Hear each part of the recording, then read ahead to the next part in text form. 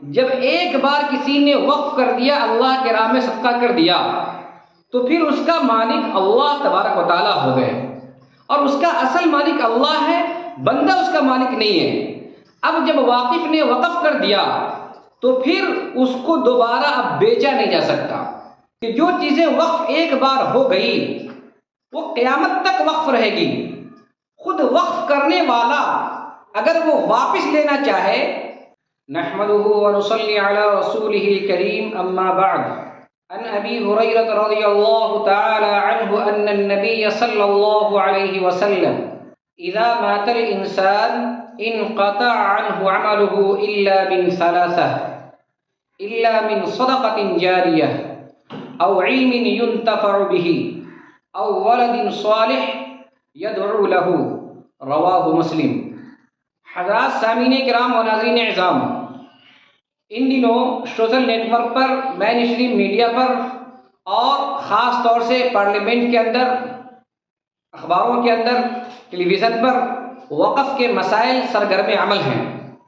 اور ہر کوئی اس کے متعلق جاننا چاہتا ہے کہ آخر وقف کیا چیز ہوتی ہے، وقف کے احکام کیا ہیں، وقف کے مسائل کیا ہیں۔ جس وقت پارلیمنٹ کے اندر اپنی رائے بھیجی جانی تھی جے پی سی کو،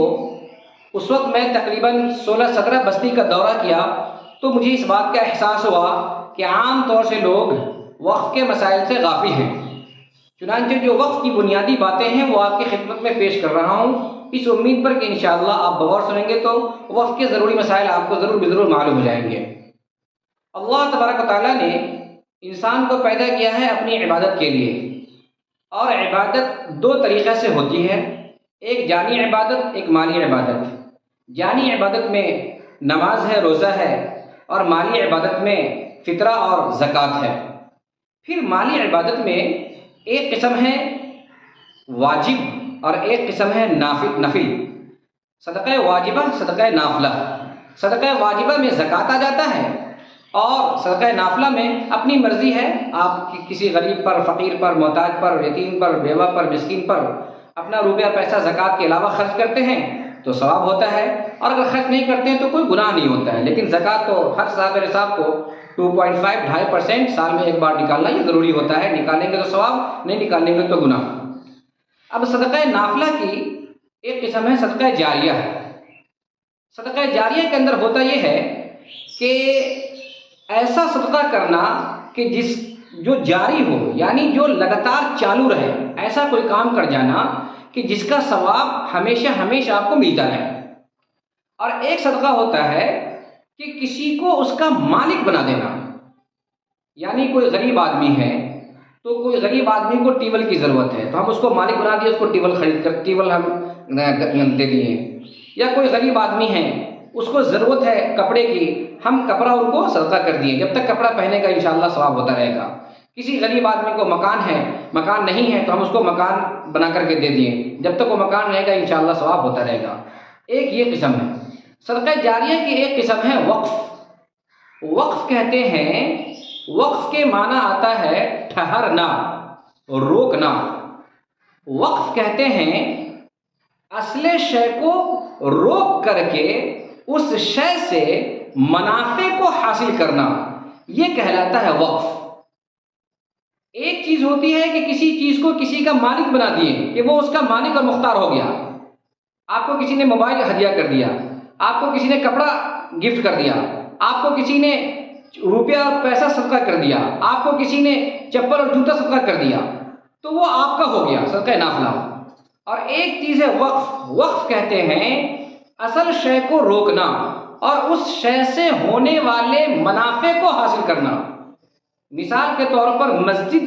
کسی نے وقف کیا، مسجد کے لیے زمین، کسی نے قبرستان کے لیے زمین وقف کیا، کسی نے مدرسے کے لیے زمین وقف کیا، تو یہ وقف کہلاتا ہے۔ وقف کا مطلب یہ ہوتا ہے کہ جو زمین مسجد کے لیے وقف کیا ہے اس زمین کا کوئی مالک نہیں ہوگا، وہ زمین کسی کی نہیں ہوگی، اس پر مسجد تعمیر ہوگی، وہ مسجد کسی کی نہیں ہوگی، بلکہ اس زمین کا مالک، اس قبرستان کے زمین کا مالک، اس درگاہ کی زمین کا مالک، اس عیدگاہ کے زمین کا مالک، یا مسجد کی زمین کا مالک، یا مدرسے کی زمین کا مالک، جب ایک بار کسی نے وقف کر دیا، اللہ کے راہ میں صدقہ کر دیا، تو پھر اس کا مالک اللہ تبارک و تعالیٰ ہو گئے، اور اس کا اصل مالک اللہ ہے، بندہ اس کا مالک نہیں ہے۔ اب جب واقف نے وقف کر دیا تو پھر اس کو دوبارہ اب بیچا نہیں جا سکتا،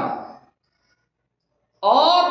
جب تک دنیا باقی رہے گی تب تک وہ چیز باقی رہے گی، تب تک اس کی حفاظت ہمارے ذمہ ضروری ہے۔ یہ ہوتا ہے وقف۔ اب خوب اچھی طرح سمجھیں، وقف کرنے کے لیے 5 سال پہلے ایمان لانا یا 10 سال پہلے ایمان لانا یہ ضروری نہیں ہے۔ ایک مسلمان بندہ ہے، وہ جب چاہے تب وقف کر سکتا ہے۔ پھر یہ کہ وقف کرنے کے لیے کاغذ پر لکھ کر کے، اسٹامپ پیپر پر لکھ کر کے، ایگریمنٹ پیپر پر لکھ کر کے وقف کرنا ضروری نہیں ہے۔ محض اپنے دل کے اندر عزم مصمم ہو گیا، مکمل پختہ ارادہ ہو گیا، اور وہ زبان سے کہہ دیا کہ بھائی فلاں صاحب، میری یہ 2 کٹھا زمین کھیت کی ہے، یہ میں مسجد کے لیے وقف کر رہا ہوں، یا میرے گھرانے کی یہ زمین ہے 2 کٹھا، میں اس کو قبرستان کے لیے وقف کر رہا ہوں، یا میں اس کو عیدگاہ کے لیے وقف کر رہا ہوں۔ وہ زبان سے کہہ دیا، بس اتنا کافی ہے وقف کرنے کے لیے، زبان سے کہہ دینے کی بنیاد پر وقف مکمل ہو گیا۔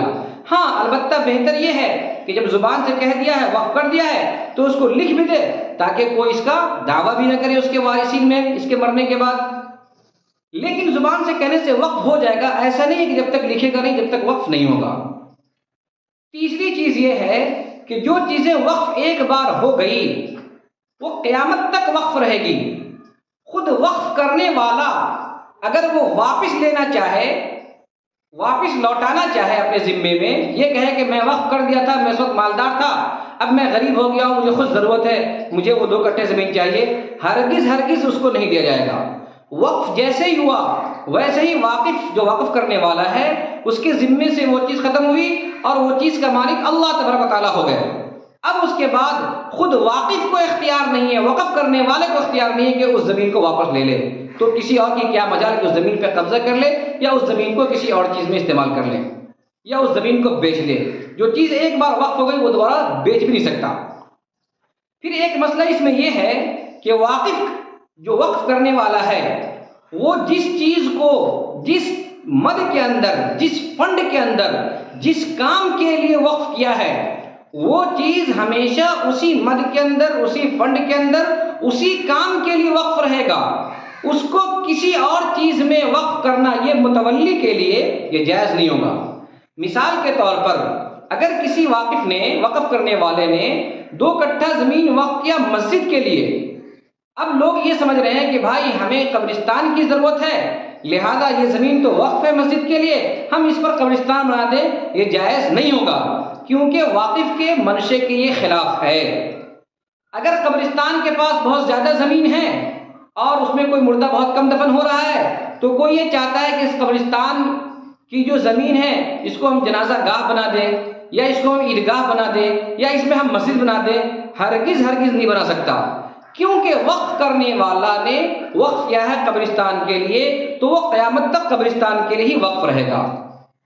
کوئی یہ چاہتا ہے کہ وقف کرنے والے نے قبرستان کے لیے 50 کٹھا زمین وقف کیا ہے، 2 کٹھا بیچ کر کے ہم مدرسہ بنا دیں، یا اسی 2 کٹھے مدرسہ بنا دیں، نہ وہ بیچ سکتا ہے اور نہ وہ مدرسہ بنا سکتا ہے، بلکہ جس کام کے لیے جس نے وقف کیا ہے اسی کام میں استعمال ہوگا۔